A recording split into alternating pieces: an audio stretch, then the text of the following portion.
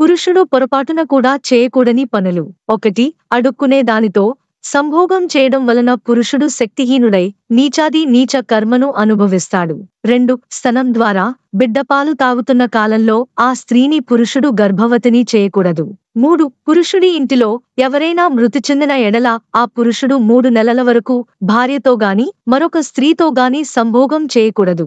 4. పురుషుడు కోపంలో కూడా తన భార్య, పిల్లల కడుపును మార్చరాదు. ఎన్ని గొడవలు ఉన్నా వారికి ఆహారము సమకూర్చవలెను. 5. భర్తకు, బిడ్డలకు ఏ పని చేయక సోమరిగా ఉండే స్త్రీతో పురుషుడు ఎక్కువగా మాట్లాడకూడదు. 6. పురుషుడు ఒక బిడ్డకు తండ్రి అయిన తరువాత ఆ బిడ్డ యొక్క బాధ్యత పూర్తిగా నెరవేర్చని ఎడల మరొక బిడ్డను జన్మను ఇవ్వకూడదు. 7. ఏ పని లేకపోయినా భార్య ముందు ఎక్కువసేపు ఉండకూడదు.